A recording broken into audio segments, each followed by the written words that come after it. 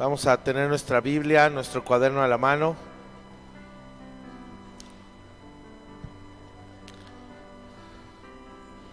Y este último tema en nuestra serie, la estrategia de Dios para su plan diseñado para su iglesia en este periodo terrenal, es el último.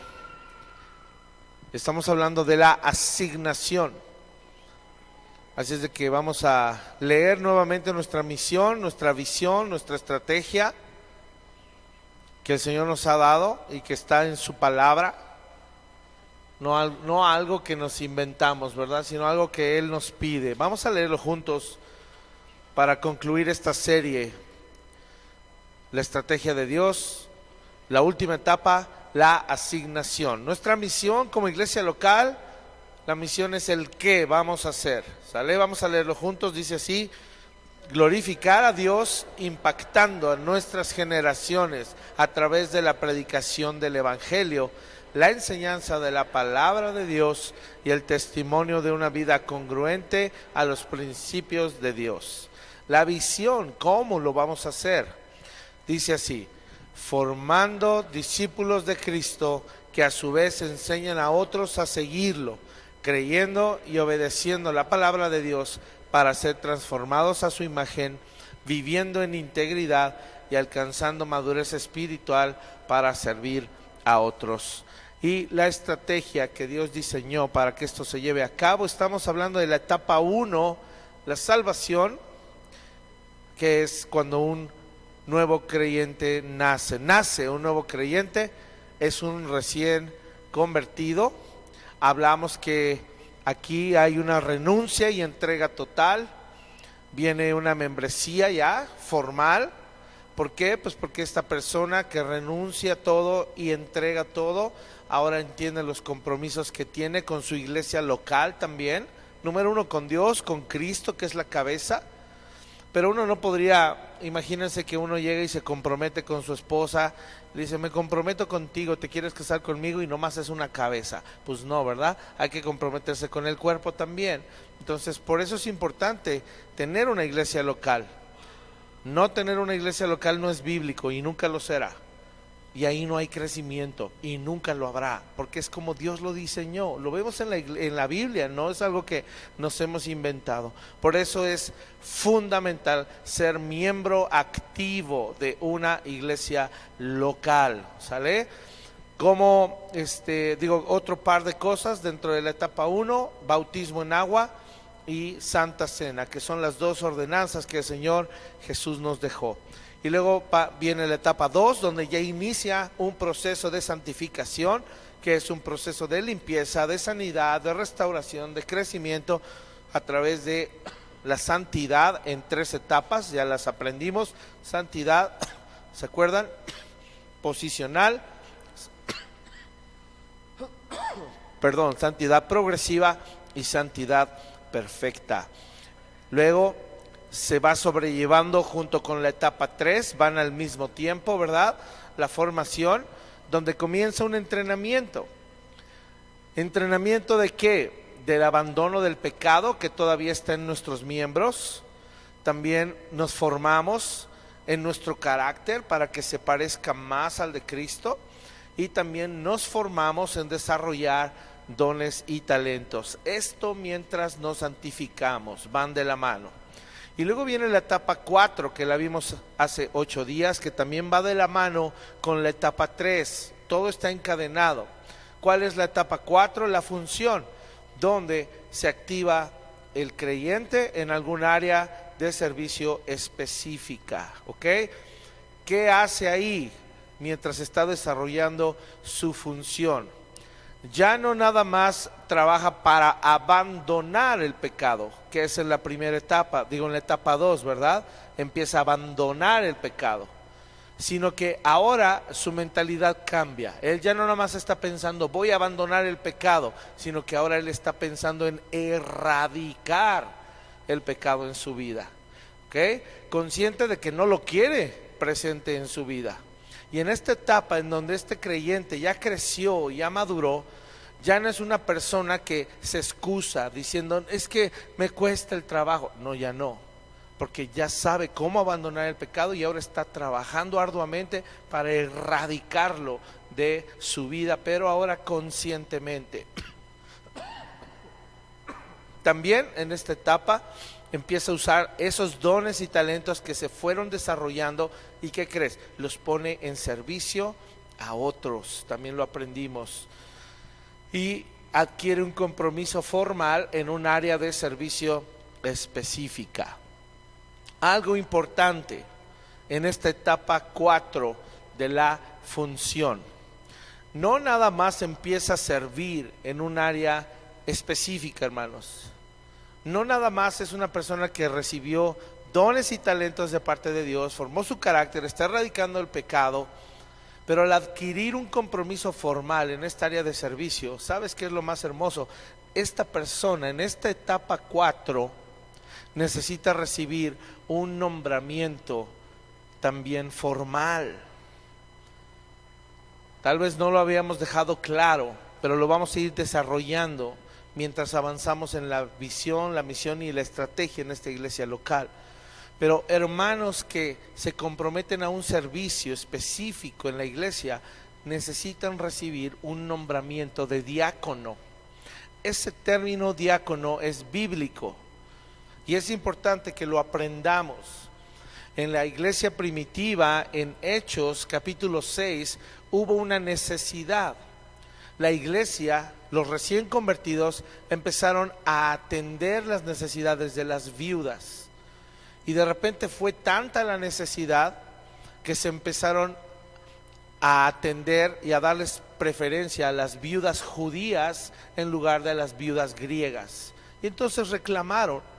Y entonces hubo una necesidad. Y al ver la necesidad, los apóstoles dijeron, nosotros no podemos atender a las viudas griegas, porque nuestra labor, nuestra asignación es la palabra. Entonces vamos a orar por hombres piadosos, hombres llenos del Espíritu, hombres sabios, a los cuales les vamos a asignar esa labor de servicio porque hay una necesidad. Y sabes, en esta etapa, haciendo una recapitulación, a veces es tan complicado. Nuestro hermano Iván nos hacía un llamado a servir, ¿verdad? Nos decía, es hora de que sirvamos, es hora de que nos activemos, y tiene razón. Cuando hay necesidades en la iglesia local, y si esta es tu iglesia local, y tú ves que hay una necesidad, ¿por qué crees que Dios te está permitiendo verla?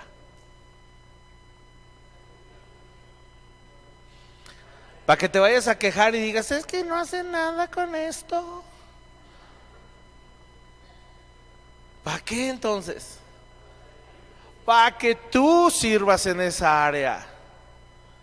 Porque Dios despierta los corazones. Y es importante, hermanos. ¿Sabes? Cuando hay madurez y esta área despierta y tú eres capaz de ver una necesidad, no vas a criticar porque hay madurez. Vas a servir de forma natural y vas a ir a buscar al pastor, ¿verdad? Y no solo al pastor, vas a llegar ya con otros 3 que les compartiste la necesidad. No que hablaste y criticaste que no se hace, sino que les dijiste, oigan hermanos, he notado que falta esto y esto, ¿qué les parece? ¿Quieren ayudarme? Porque siento una necesidad de servir. Vamos con el pastor, le proponemos, órale. Y llega con 1, con 2, con 3. Pastor, vemos esta necesidad y queremos servir. ¡Wow! ¡Qué diferencia! ¿Verdad? Pero estamos en entrenamiento. Sé que no lo teníamos claro, por eso lo estamos enseñando, porque el Señor está desarrollando tus dones y talentos. Jóvenes, fueron a la convención estudiantil a eso, desarrollaron dones y talentos. ¿Por qué creen que entrenamos a Güero en 100 metros?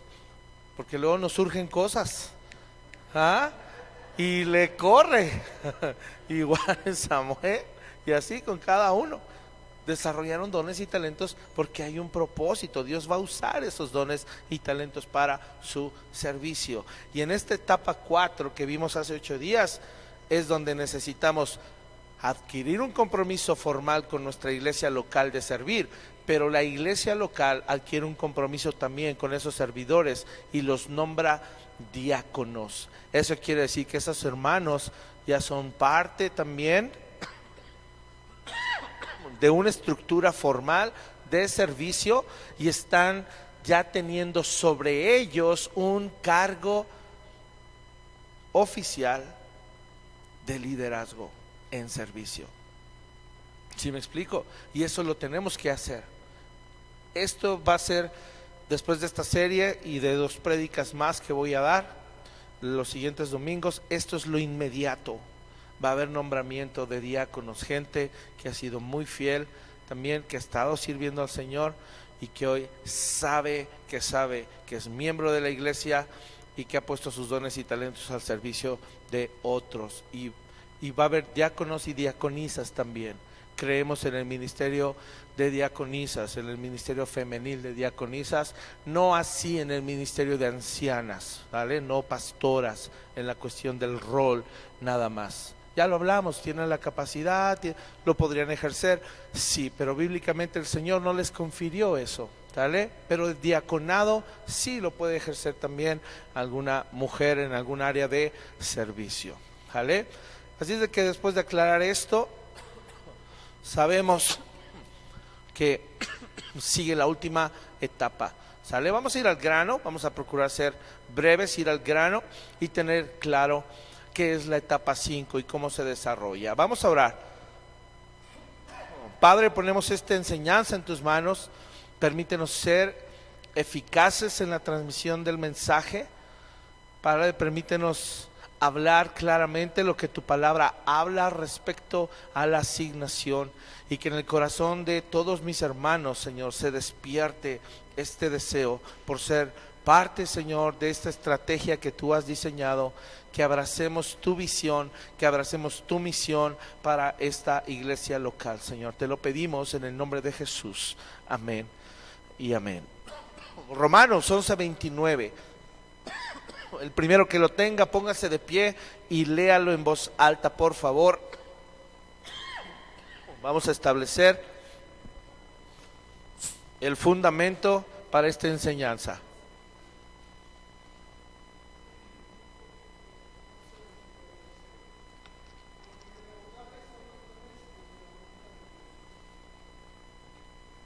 Una vez más, fuerte.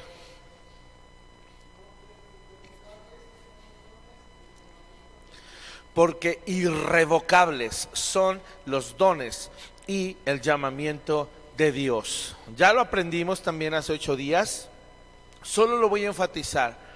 Llamamiento, hermanos, es la invitación que Dios le hace a todas las personas a que reciban el don de la salvación. Él nos llamó a todos, según Romanos capítulo 8. Nos llamó. Somos llamados a ser salvos. Aquellos que reciben este don de salvación, que responden al llamado, con todas las bendiciones que conlleva. ¿Sabes qué sigue? Sigue también una activación de dones. No sé si a ti te parezca increíble, todo ser humano, Dios depositó un paquete específico y especial de dones, todos. Qué triste es que aquellos que no creen en el Señor Jesucristo, ese paquete de regalos que Dios les dio, ese paquete en el cual Dios pensó desde antes de crear el mundo, Dios ya había pensado por nombre en cada ser humano que ha existido y que existirá. Y a todos y cada uno de ellos puso dones únicos y específicos. Pero qué triste va a ser para esas personas que tal vez no lleguen a ser salvos, el después también saber y enterarse que además tenían un paquete de dones que Dios quería que en algún momento estuvieran a su servicio. Para el creyente también puede llegar a ser muy triste que aunque muchos creyentes sean salvos, tal vez lleguen al final de sus días y se den cuenta que nunca desenvolvieron esos dones, nunca desenvolvieron ese paquete de regalos que Dios les dio para ponerlos a su servicio. Así es de que el llamamiento a la salvación no solo es un cambio de posición, sino es una activación en los dones que Dios nos dio. Por eso dice que tanto el llamamiento como los dones son irrevocables. Lo que Dios te dio, ya te lo dio y no te lo va a quitar. Si Dios te dio dones, lo veíamos hace 8 días, para la música, para la oratoria, para la fortaleza física, para la consejería, para presidir, para ser hospedador, para ser dador, sea lo que sea que Dios te haya dado el don, no te lo va a quitar, lo quiere usar. Así es de que veíamos que no solo sobre nosotros debe operar la gracia de Dios, sino que debemos activar la gracia de Dios. La operación de la gracia, la dotación de la gracia, ¿recuerdas? Así es de que cuando usamos, escúchame, esta palabra edificación, que eso es lo que somos una casa espiritual que se está edificando. Somos piedras vivas que estamos juntos construyendo una edificación. Por eso se dice, hermano, tu testimonio me edificó. Y tal vez no nos dimos cuenta, pero haber pasado a tantos a dar testimonio, ¿sabes? La construcción avanzó. Cada uno de ustedes que subió aquí no sabe la cantidad de ladrillos que puso. Y qué hermoso es eso, porque vinieron a hablar de lo que Cristo hizo en sus vidas y en sus corazones y en sus mentes, y de cómo se están comprometiendo a seguir edificando esta casa espiritual. Así es de que ahora que estamos en la etapa 5 y hablamos de edificación, no perdamos de vista que la edificación son esos destellos milagrosos del poder de Dios presentes en la iglesia. Cada vez que tú subes aquí son destellos de su gloria. No dejes de hacerlo, sube siempre, aguántate la pena y ven y edifícanos, por favor, ¿sale? ¿Qué es la etapa 5? Es cuando recibimos un llamado de Dios específico y somos enviados. Y ser enviados no necesariamente significa salir de la iglesia. ¿Sí me explico? Hay 2 razones bíblicas por las cuales alguien debería salir de una iglesia. 2 nada más. La primera es porque la iglesia en donde estás se está llevando una doctrina falsa, y sumado a eso, por obvias razones, el testimonio y los requisitos que se debe cumplir en el liderazgo, es decir, en los pastores, no se está cumpliendo. Requisitos que habla en una de las cartas de Timoteo y otra en Tito, y ahí dice: el pastor debe ser marido de una sola mujer, que gobierne bien su casa, que tiene a sus hijos en sumisión, no dado al vino, no pendenciero, hospedador, todos esos requisitos. Si no hay una doctrina correcta y el pastor no cumple esos requisitos, ahí te voy a decir algo: ni ores, salte. Eso no es de orar, ¿sí me explico? Uno se sale, punto. ¿Por qué uno ora? Para que Dios nos dé una iglesia bíblica. Gracias a Dios hemos visto un despertar de iglesias más bíblicas últimamente, gracias a Dios. No somos la única, gracias a Dios hay iglesias bíblicas que están buscando al Señor con todo su corazón y en temor de Dios. Y la segunda razón por las cuales bíblicas, por las cuales puedes salir, es cuando eres enviado y que se te impusieron manos y que de algún modo eres enviado a establecer una iglesia nueva. Solamente si eres llamado a ser pastor y que los pastores de esa iglesia local que te envían avalan el ministerio, y que imponer manos básicamente es como cuando Pablo fue con los apóstoles y dice: estrecharon las manos para decir: lo que tú estás predicando es la doctrina de Cristo, avalamos tu ministerio, te imponemos manos, vas con nuestro aval y vas con la aprobación y bendición de Dios, puedes salir e ir y establecer otra iglesia local. ¿Okay? Eso es importante. Obviamente hay casos extraordinarios que obviamente el Señor mueve, el Señor está detrás de ello, en donde situaciones del trabajo, situaciones de alguna enfermedad, he conocido gente que por salud se mueve a un lugar donde necesita estar a nivel del mar, cosas así, pero en donde la providencia de Dios se deja ver, obviamente. ¿Sí me explico? No me encasillen en cabeza cuadrada, por favor, eso es obvio, pero miren, lo obvio no se forza. ¿Sí me explico? Porque va respaldado por Dios. ¿Por qué hablo esto, hermanos? Porque hoy en día hay toda una corriente de cristianismo que nos hace creer o pensar que yo me puedo salir de la iglesia cuando quiera, no más porque tengo un desacuerdo con algún hermano o incluso con el pastor, cosa que no es bíblica. Hay soluciones para ello. Mateo 18 nos habla al respecto, nos dice ahí cómo deben ser los procesos. Y todas las cartas de Pablo dice cómo debe ser nuestro trato entre nosotros, cómo debemos ponernos de acuerdo, cómo debemos solucionar conflictos, cómo debemos solucionar problemas, cómo debemos solucionar desacuerdos. Todo eso se trata bíblicamente, pero la solución bíblica no es me voy de la iglesia. Incluso allá en la convención el pastor Rob Watkins nos decía y nos predicaba de eso y nos hacía entender esa parte. Es tan fácil resentirnos en nuestro corazón, ofendernos. Él nos platicaba que salían en campañas evangelísticas en su localidad, puerta a puerta, y cuando llegaban a evangelizar a un hogar y tocaban la puerta, alguien les abría y se daban cuenta que era un hermano que hace años iba a la iglesia. Y decían, ¿qué pasó? ¿Por qué no has ido a la iglesia? Y la respuesta era, es que me ofendieron, es que no me saludaron. Esas no son razones bíblicas, hermanos.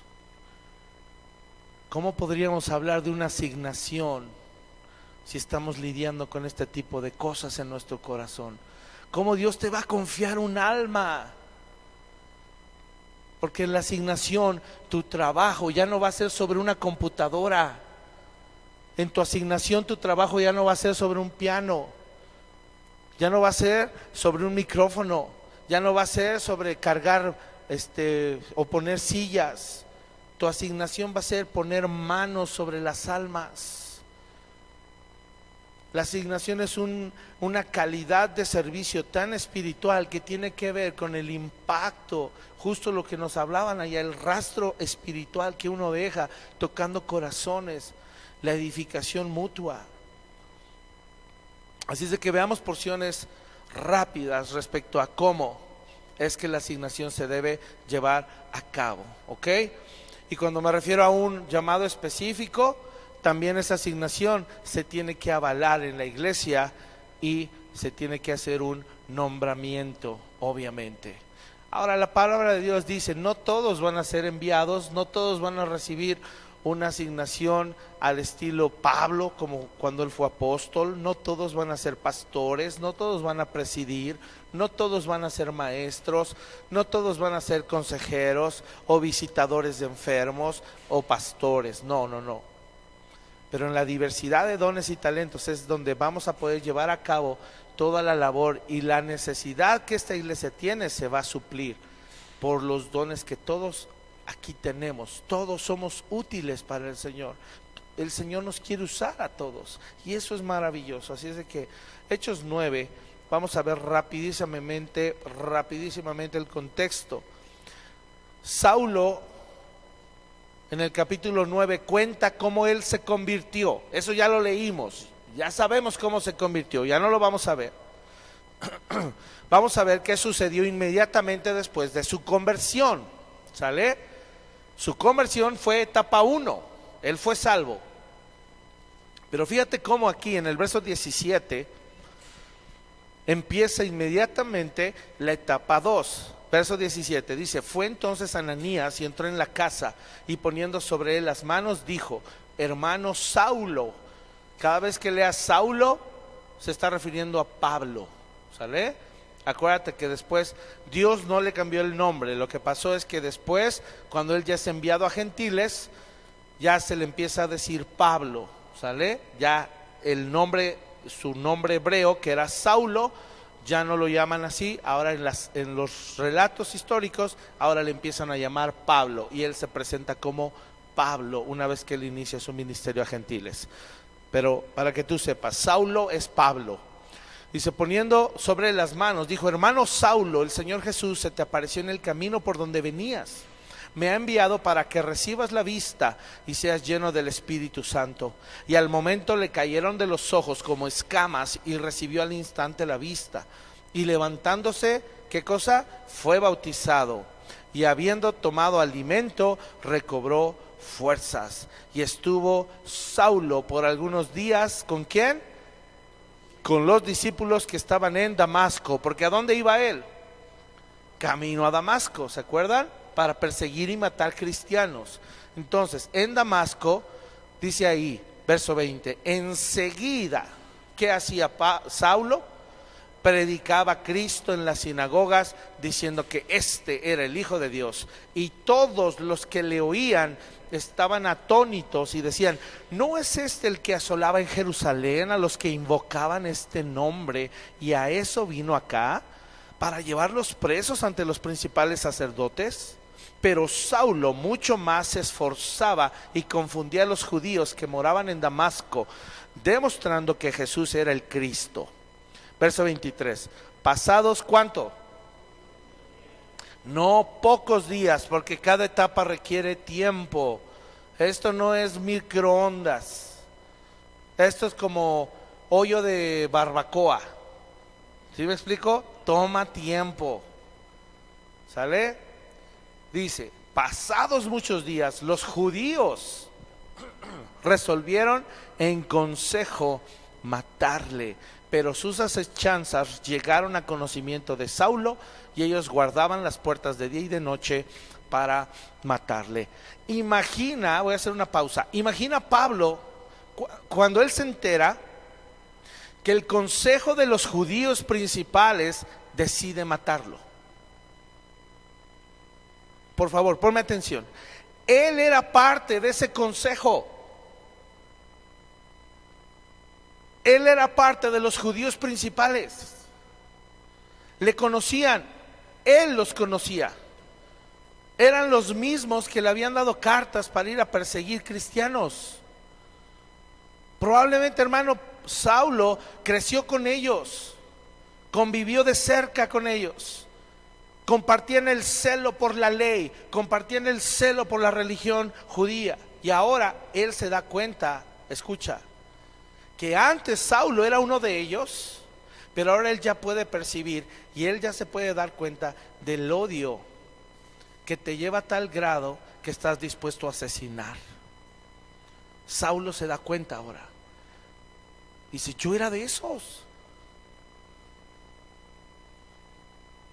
y ahora esos que eran mis amigos, que me enviaron a Damasco, ahora son esos los que ahora a mí me quieren matar. Y ahora yo, que he sido redimido, comprendo perfecto cómo ese odio por la religiosidad te puede llevar a querer matar a alguien.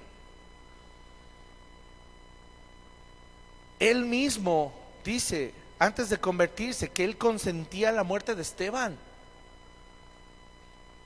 Saulo estuvo presente, y consentir quiere decir que lo iban a apedrear, y Saulo dijo: denle, mátenlo.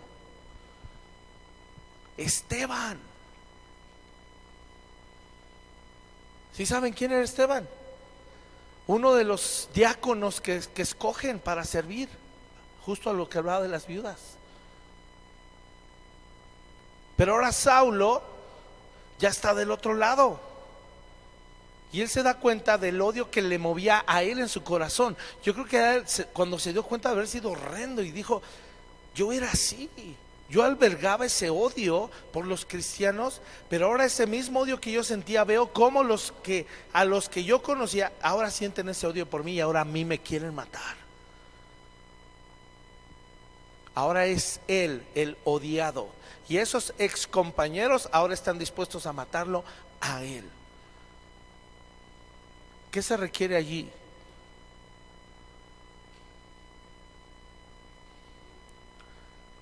¿Qué sentirías? Tus cuates con los que creciste desde niños ahora te quieren matar. Con los que compartías los ideales ahora te quieren matar. ¿Se siente bien? ¿Se siente bonito? Ahí empezó el proceso de santificación de Pablo. Pablo tuvo que aprender a perdonar a esos que lo querían matar. Ahí empezó, etapa 2.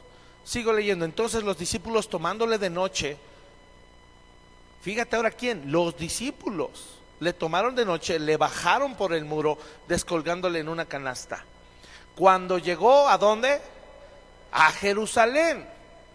Trataba de juntarse con los discípulos, pero todos le tenían miedo, no creyendo que fuese discípulo. Los que eran de su banda lo querían matar. Y ahora que él ya era discípulo de Cristo, ahora va a Jerusalén y dice: allá está la mera nata. Voy a ir entonces a que me reciban. Yo creo que Saulo esperaba: me van a recibir con banquete, pásale. Y nadie, le cerraron, todos los discípulos le cerraron la puerta en las narices. ¿Sabes? Él piensa que tal vez ahora que llega a la comunidad de cristianos en Jerusalén, él va a ser confortado y animado, porque ahora es a él al que lo quieren matar. Pero se encuentra con un rechazo por parte de ellos. ¿Cómo se siente? No solo cuando te rechaza un incrédulo. ¿Cómo se siente cuando te rechaza un cristiano? Más peor. Más peor. Y ahí sigue el proceso de santificación para Saulo. ¿Sabes? En un momento, más adelante veremos en su carta a los Filipenses, cómo Pablo ahora, después de muchísimos años, se calcula ya más de 15 años después que él escribe Filipenses, ahora ya él es un hombre maduro. Y por eso en Filipenses, él, después de muchos años de vivir el proceso de santificación, él puede escribir que estima todas las cosas como pérdida por amor a Cristo. Pero tuvieron que pasar más de 10 años. Más de 10 años santificándose, formándose, sirviendo, para después recibir una asignación. Pero sabes, sin embargo, Dios siempre dispensa su gracia a través de alguien maduro espiritualmente, que nos hace crecer mediante un discipulado uno a uno. Y es ahí en donde Pablo empieza su etapa 3 de formación. Mira a quién Dios envió a cuidar de Saulo, que era Pablo. Verso 27. Entonces Bernabé, tomándole, lo trajo ¿a quién? A los apóstoles, y les contó cómo Saulo había visto en el camino al Señor, el cual le había hablado, y cómo en Damasco había hablado valerosamente en el nombre de Jesús. Hermano, no te desanimes. Toda la obra que tú haces, alguien la va a ver. Y no me estoy refiriendo a Dios. Alguien, algún hermano maduro va a ver eso. ¿Y qué crees? No te va a rechazar. Te va a tomar, te va a ayudar, te va a poner el hombro. ¿Sabes? Bernabé va a ser un personaje crucial en la vida de Pablo. Ahora que estudiaba esto me di cuenta del peso del ministerio de Bernabé. Es maravilloso. Se habla tan poco de él, pero hace una labor crucial en la vida de un Pablo. Escucha. Hasta ahora lo único que sabemos de Bernabé es lo que se dice de él en Hechos 4:36. ¿Sabes qué se dice de Bernabé? Y es lo único que se sabe de él. Hechos 4:36 dice: entonces José, a quien los apóstoles pusieron por sobrenombre Bernabé, que traducido es hijo de consolación, levita, natural de Chipre, como tenía una heredad, es decir, una propiedad, un terreno, la vendió y trajo el precio y lo puso a los pies de los apóstoles. ¿Quién era este hombre Bernabé? Su nombre real era José, pero los apóstoles le pusieron de apodo Bernabé. ¿Sabes por qué? Porque era un fiel seguidor de Cristo. cuyas únicas credenciales conocidas era vender su heredad y traer el dinero para dárselo a los apóstoles y suplir a los necesitados, consolar materialmente a gente necesitada. Por eso le pusieron Bernabé, hijo de consolación. Y para Pablo, y dos, cuando recibe ese sobrenombre de Bernabé, que significa hijo de consolación, para Pablo sí que fue un consuelo que Bernabé lo tomara y lo llevara ante los apóstoles. Fue el único que lo vio, porque sus anteriores amigos de Saulo ya lo querían matar, y los nuevos hermanos en la fe lo rechazaron. Y Bernabé fue el único que lo vio. Le dijo: vente, chavo, vamos con los meros meros, yo te voy a ayudar, tranquilo. Qué tremendo es eso. Sigo leyendo el verso 28. Y estaba con ellos en Jerusalén. Fíjate, los apóstoles reciben a Saulo, a Pablo, recién convertidito, ¿verdad?, por el testimonio de Bernabé. Bernabé lo avaló y dijo: hey, yo vi la gracia. Sí, de verdad se convirtió.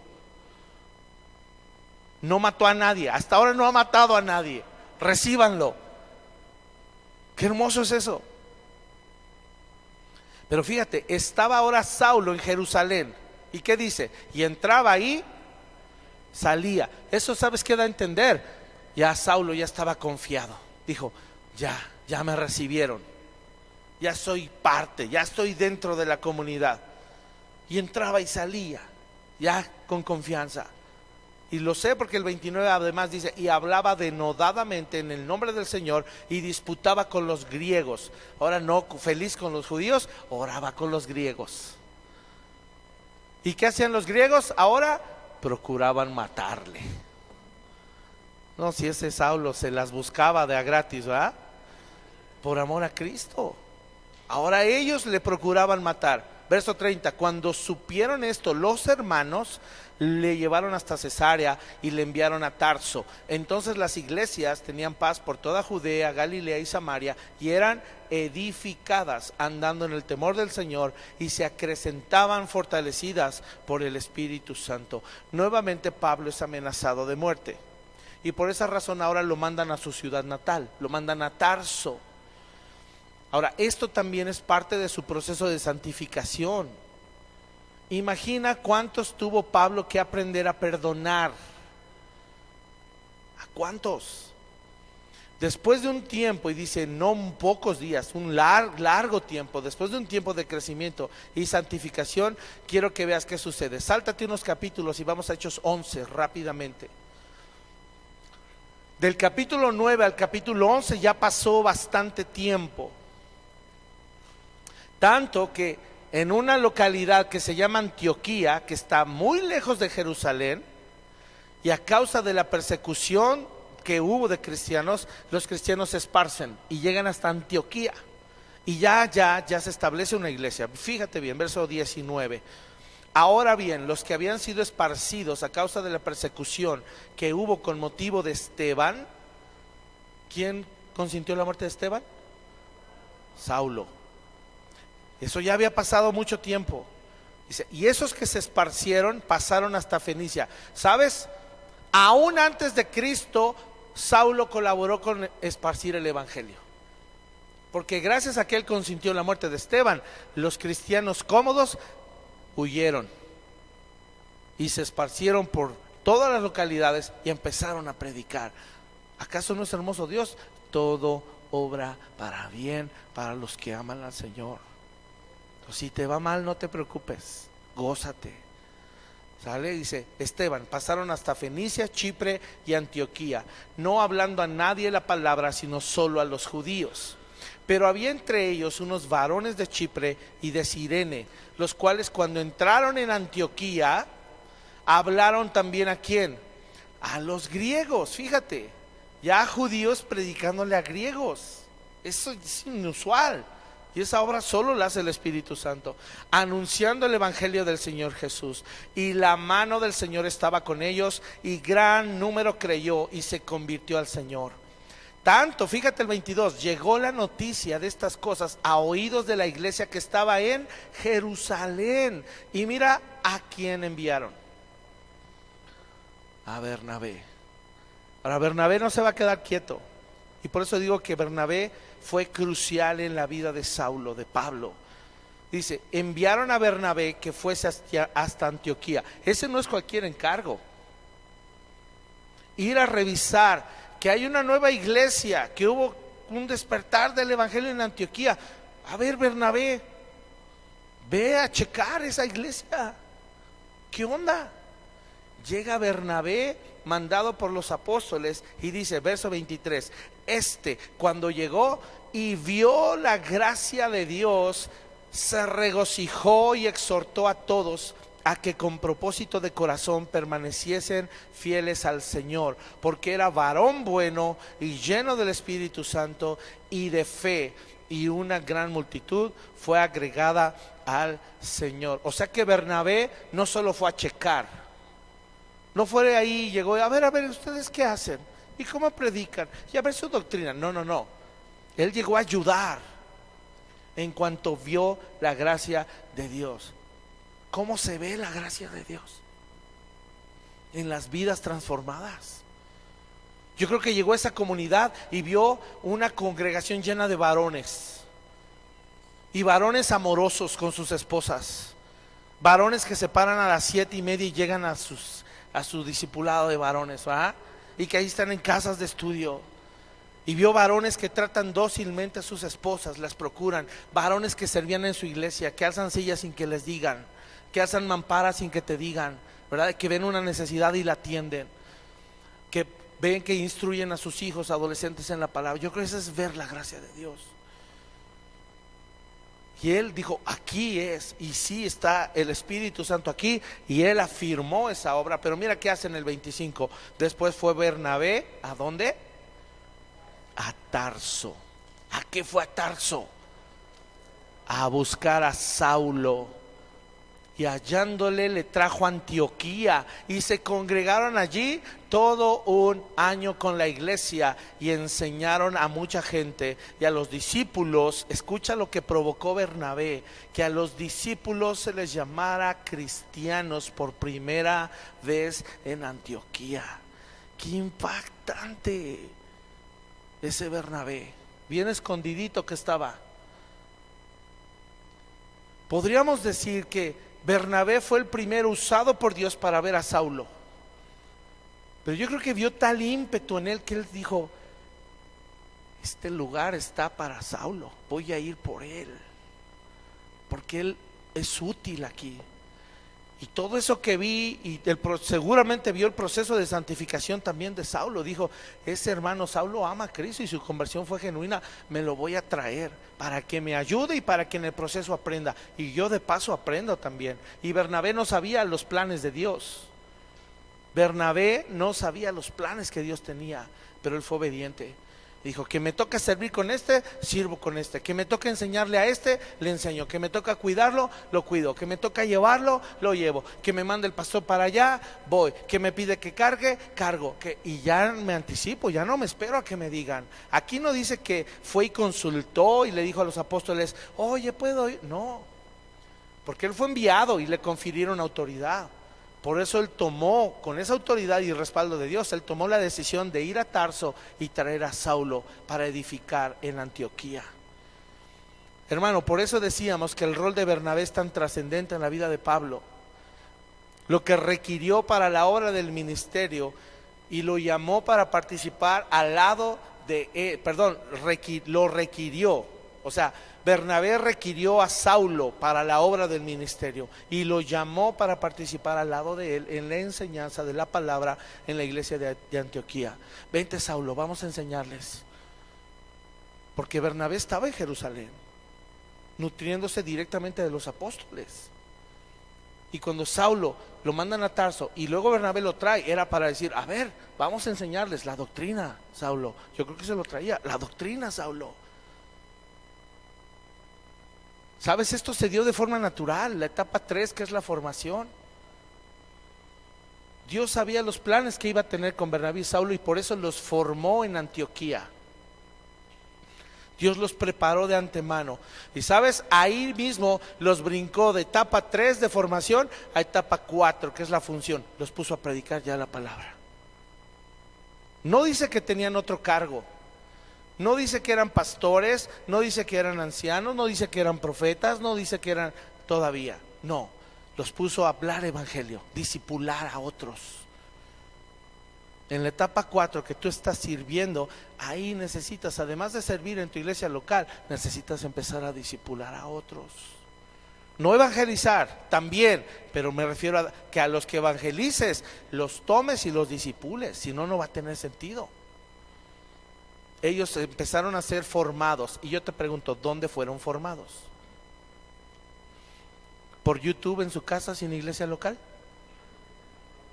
En Antioquía, una iglesia formal, avalada por los apóstoles, por eso enviaron a Bernabé. ¿Te das cuenta? No podemos crecer y ser edificados si no hay un orden eclesiástico correcto. Hay un gobierno en la iglesia, hermano. Y si tú quieres trascender en el servicio a Dios y que el Señor te use grandemente, necesitas una iglesia local. Te pongo un ejemplo: misioneros que salen a otras partes del mundo necesitan un pastor a quien regresar y rendirle cuentas. Un misionero no se manda solo. No es así. Siempre sujetos bajo una autoridad. Y ahorita lo vamos a ver, ya casi acabamos. Me estoy apurando lo más que puedo. Etapa 3, que es formación, y etapa 4, que es función, van de la mano. Mientras tú te formas, ya estás sirviendo. No las podemos desligar. Así como la 2 y la 3 van juntas también. Todo está ligado. Este tiempo fue determinado, hermanos, por Dios para prepararlos a ambos, desempeñando una función mientras eran formados en una iglesia local en Antioquía. La asignación, ¿qué crees? Va a venir después de un largo tiempo de prueba, no sin antes haber pasado por una evaluación exhaustiva. Uno no recibe la asignación inmediatamente, pasan muchos años, hermano, no es corto. No son meses. Saulo, experto en la ley, después de ser convertido, ya hemos hecho cuenta, se dice que entre 12 y 15 años aproximadamente es lo que él tardó desde que fue convertido hasta que fue enviado como apóstol, recibió su asignación. Por eso debe haber un proceso largo de prueba, no sin antes haber pasado por una evaluación exhaustiva. Verso 27, ya vamos a acabar. En aquellos días unos profetas descendieron, ¿de dónde? De Jerusalén, fueron a Antioquía. Profetas, escucha esto. Y en ese ministerio profético que se estableció en ese periodo fundacional de la iglesia, mira qué sucede. Y levantándose uno de ellos, llamado Agabo, daba a entender por el Espíritu que vendría una gran hambre en toda la tierra habitada, la cual sucedió en tiempo de Claudio. Entonces los discípulos, cada uno conforme a lo que tenía, determinaron enviar socorro a los hermanos que habitaban en Judea, lo cual en efecto hicieron, enviándolo a los ancianos. ¿Por mano de quién? De Bernabé y de Saulo. Mira, cuando ya te sueltan las finanzas de la iglesia, quiere decir que ya ven en ti mucha madurez. Le dieron la lana, la ofrenda, para llevársela a los hermanos de Judea. Pablo y Bernabé en Antioquía, siendo formados, ya tenían responsabilidades mayores. Fueron creciendo. Ahora sáltate rápido al 13. Esto es la continuación. Y esto, otra vez, del 11 al 13 son años, aunque aquí son capítulos, en tiempo real son años después. Fíjate, había entonces, 13:1, había entonces en la iglesia que estaba en Antioquía profetas y maestros. Y quiero que veas los nombres de los que eran profetas y maestros. En el verso 11, ¿qué eran Saulo y Bernabé? No, ni diáconos, discipuladores. Estaban ya predicando la palabra y enseñando a la gente. No tenían ningún cargo. El siguiente cargo fue, les confiaron dinero. Probablemente ahí sí, no lo dice la Biblia, pero probablemente ya eran diáconos. Y aquí fíjate, había profetas y maestros en Antioquía. Número uno, ¿quién? Bernabé. Pero si él era de Jerusalén, pues lo enviaron los apóstoles a establecerse y a servir allí. ¿Salió sin permiso de su iglesia de Jerusalén? No. Fue enviado. Bernabé. 2, Simón, el que se llamaba Níger. 3, Lucio de Cirene. 4, Manaén, el que se había criado junto con Herodes el tetrarca. Y 5, Saulo.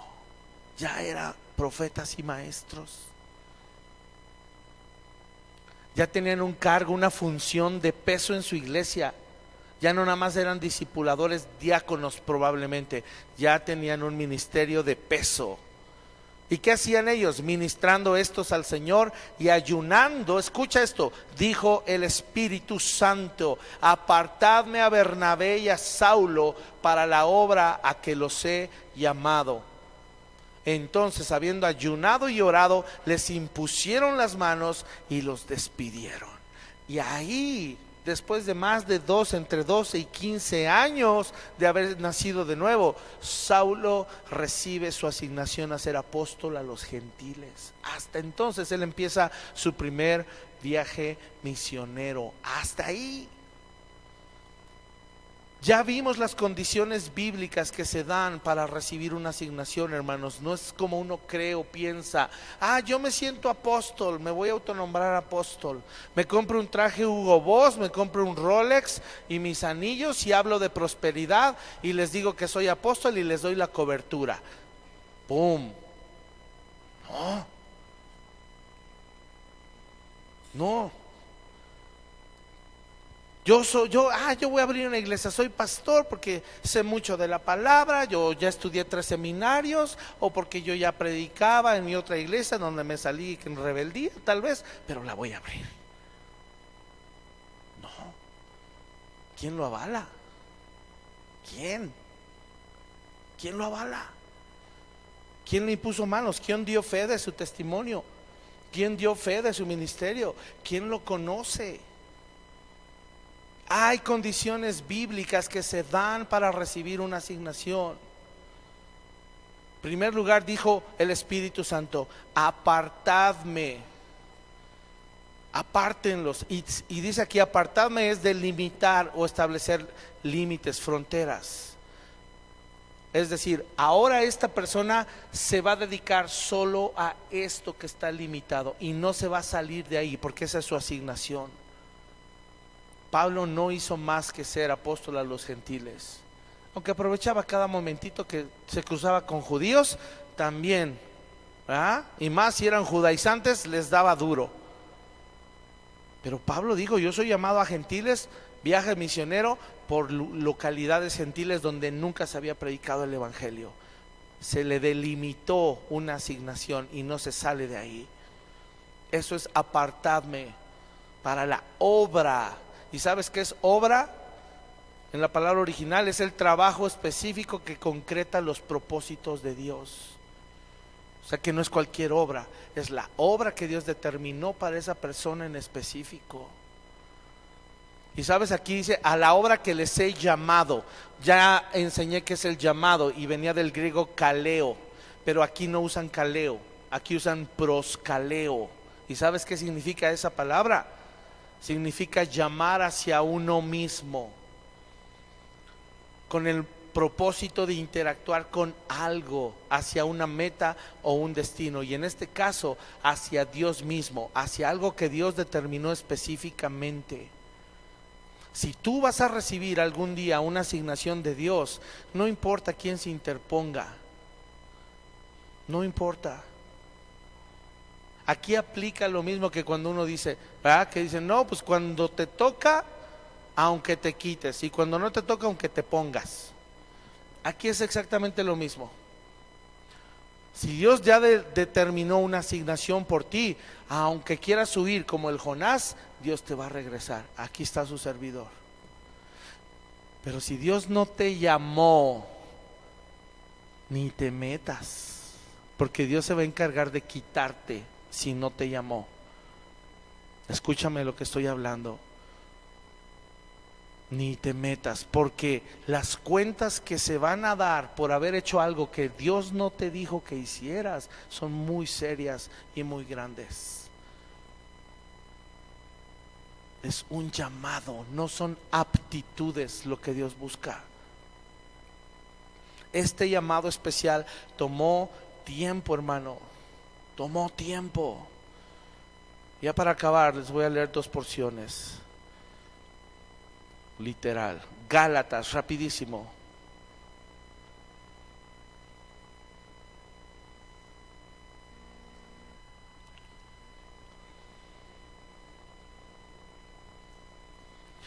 Gálatas 1, a partir del verso 11.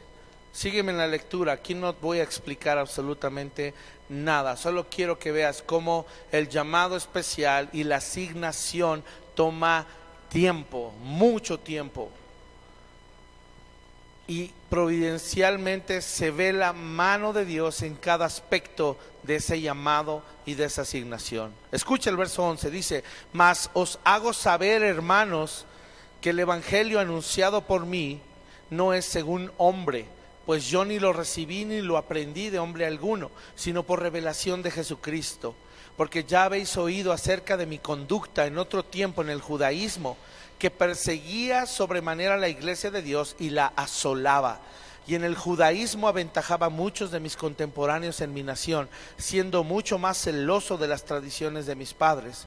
Pero cuando agradó a Dios, que me apartó desde el vientre de mi madre y me llamó por su gracia, revelar a su Hijo en mí, para que yo le predicase entre los gentiles, no consulté enseguida con carne y sangre. Esto no quiere decir que no lo hizo después, hermanos. Aquí Saulo está diciendo: no fui luego con los hombres, pero después sí fue con los hombres. Le avalaron, le estrecharon los apóstoles la mano y le dijeron: tu evangelio es acorde al nuestro, y después le impusieron manos en Antioquía y lo enviaron. El que el apóstol Pablo diga esto no quiere decir: mira, ahí dice pastor que no se consulta con carne y sangre, el llamado es el llamado. No te equivoques.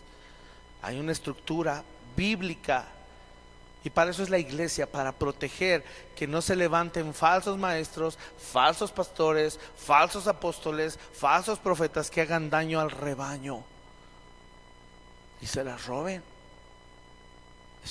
Eso sí es bíblico. ¿Sale? Sigue diciendo: pero agradó verso 17. Ni subí a Jerusalén a los que eran apóstoles antes que yo, sino que fui a Arabia y volví de nuevo a Damasco. Después, pasados 3 años, lleven la cuenta, pasados 3 años, subí ¿a dónde? A Jerusalén, para ver a quién, a Pedro, y permanecí con él 15 días. ¿Por qué a Pedro? Porque el Señor lo estableció como el líder de la iglesia. A Pedro fue con la autoridad máxima en ese momento, por así decirlo, del cristianismo, como apóstol hablamos, y permanecí con él 15 días, pero no vi a ningún otro de los apóstoles, sino a Jacobo, el hermano del Señor. En esto que os escribo, he aquí delante de Dios que no miento. Y Pablo se está asegurando de escribir esto para que nos quede claro cómo debe ser el orden. Dice: después fui a las regiones de Siria y de Cilicia, y no era conocido de vista en las iglesias de Judea que eran en Cristo. Solamente oían decir: aquel que en otro tiempo nos perseguía, ahora predica la fe que en otro tiempo asolaba, y glorificaban a Dios en mí. Sigo leyendo el siguiente capítulo. Pasados ¿cuántos? 14 años. Por eso no se sabe si es entre 12 o 15, porque no se sabe qué calendario se usa, si el que usamos hoy o el que usaban los judíos. Por eso se estima que entre 12 y 15 años. Pero él dice, pasados 14 años, subí otra vez ¿a dónde? A Jerusalén. ¿Con quién? Ya vimos a Bernabé, llevando también conmigo a Tito, pero subí según una revelación, y para no correr o haber corrido en vano, expuse en privado a los que tenían cierta reputación el evangelio que predico entre los gentiles.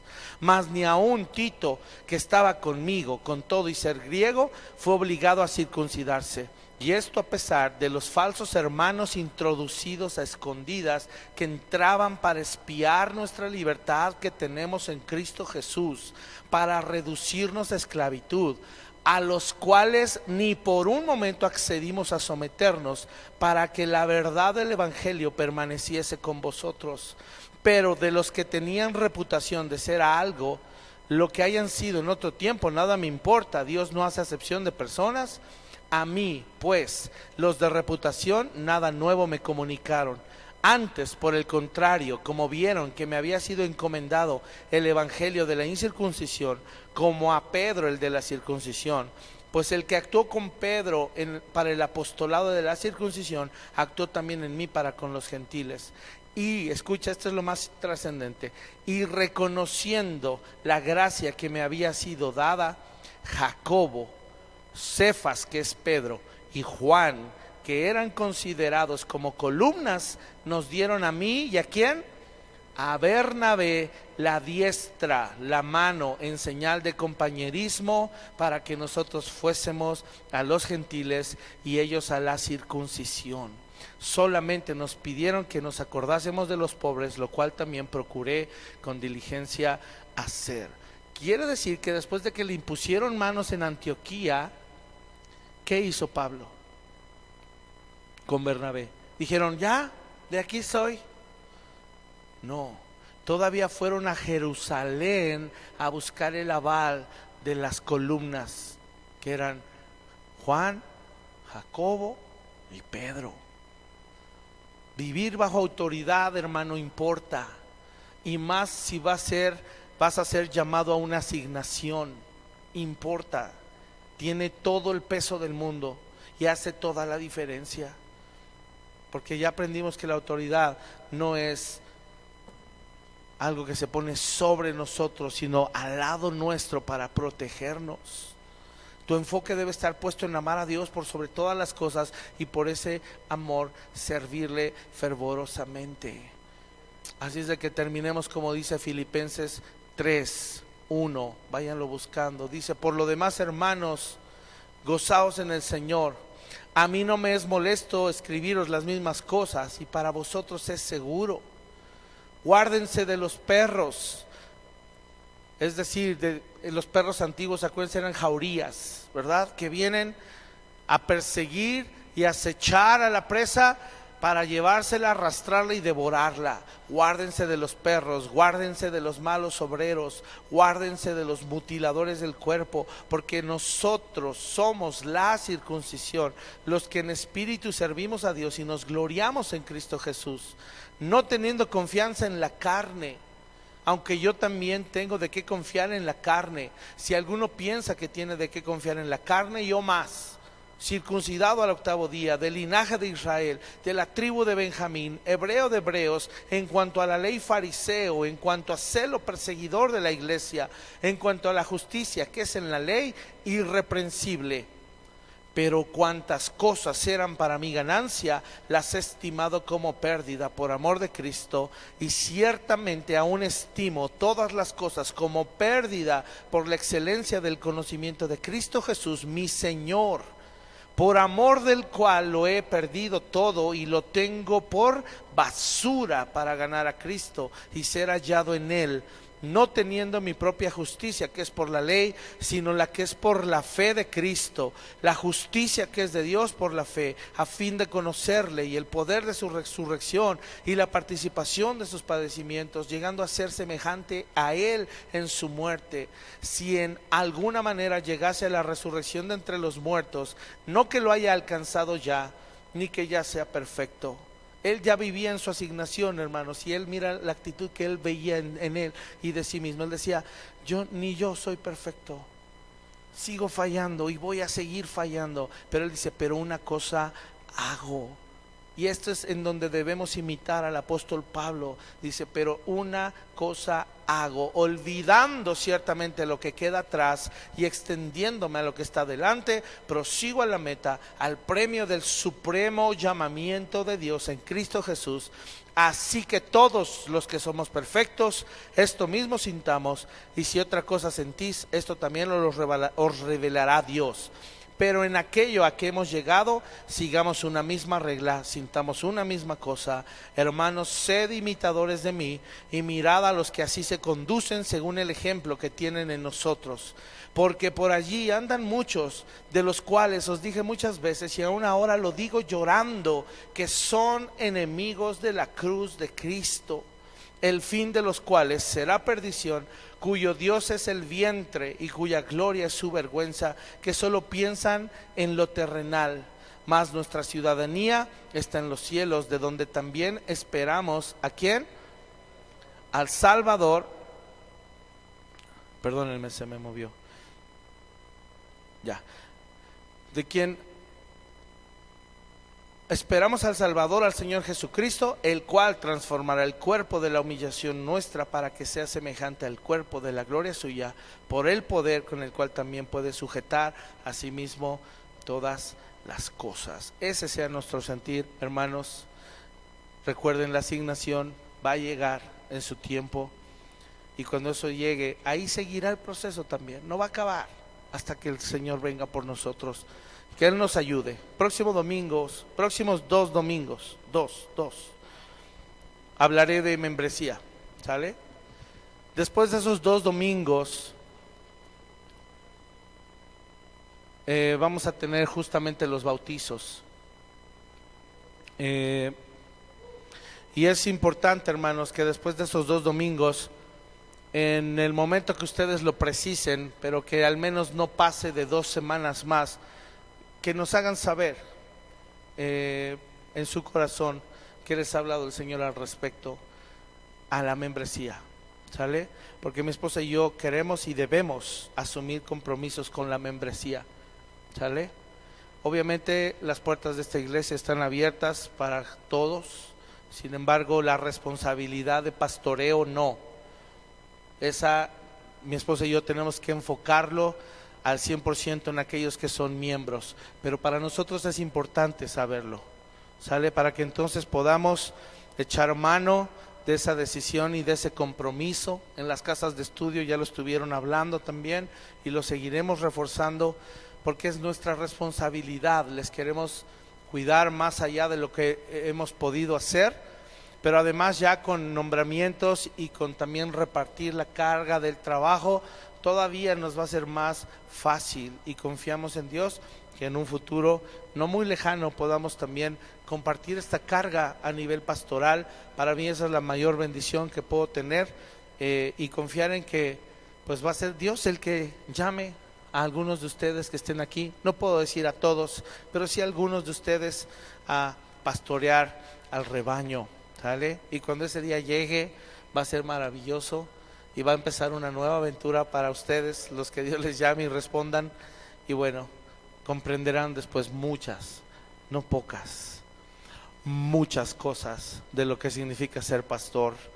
Les amo profundamente a todos y cada uno de ustedes. Este tiempo que hemos vivido sí ha sido difícil, pero me voy con esto en mi corazón, y quiero que así tú te vayas. Para los que aman al Señor, todas las cosas les ayudan a bien, y esto es conforme a los que a su propósito son llamados. Así es que vamos a orar. Cierra tus ojos.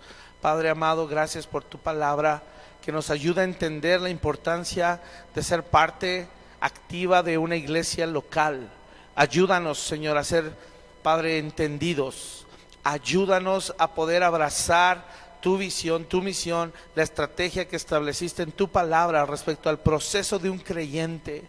Señor, desde la salvación, Señor, hasta la asignación, en todas esas etapas sé que tu presencia, tu espíritu, Señor, nos acompaña. Y Padre, eres tú el que da crecimiento a la iglesia, y no solo eso, eres tú el que añade a la iglesia. Y Señor, así como a ti te ha placido también, Señor, permitir que en la iglesia, Señor, haya de todo, con tan diversos dones, con tan diversa tu gracia sobre cada uno de nosotros. Señor, así entendemos que es la edificación, así entendemos que es el crecimiento, pero también la fructificación, Señor. Sé que en su momento, y ya desde ahorita lo alcanzamos a percibir y a palpar, y en su momento será más evidente, se pueden percibir el fruto de esos dones, Señor, en cada uno de mis hermanos. Ayúdanos a seguir creciendo, ayúdanos a seguir cambiando nuestra forma de pensar, a no ensimismarnos, a tener siempre un corazón abierto, Señor, a tu reprensión. Señor, ayúdanos, y que sea solamente tu palabra la que nos dé luz, la que nos dé guía, Señor, la que determine las decisiones que vamos a tomar, Padre amado. Líbranos de tomar decisiones en la carne, líbranos de tomar decisiones, Señor, con un corazón herido, con un corazón, Señor, desviado de tu palabra. Manténnos centrados en la pureza de tu evangelio, que es lo único, Señor, que nos va a ayudar a mantenernos en el camino. Señor, tú has llamado a todos, pero pocos son los que responden. Incluso tú has determinado que juntos crezcan el trigo y la cizaña, y eres tú, Señor, el que al final separará. Nosotros no somos nadie, y no nos toca juzgar quién es trigo, quién es cizaña. Eso te corresponde a ti, Señor.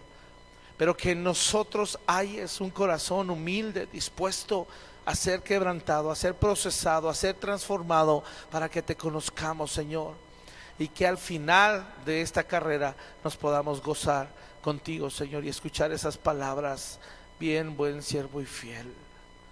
Señor, oramos esto, te lo pedimos con nuestro corazón. Líbranos del mundo, líbranos del maligno, y Señor, prepara nuestro corazón también para el tiempo de la prueba y el tiempo de adversidad que va a vivir este mundo. Hoy te lo pedimos, Señor, porque tenemos temor tuyo y te amamos por sobre todo, y que podamos cumplir esta visión, Señor, que es glorificarte a ti, levantando generaciones que te amen y que te busquen con todo su corazón. Te lo pedimos hoy en el nombre glorioso de nuestro Señor Jesucristo. Amén y amén. Hermano.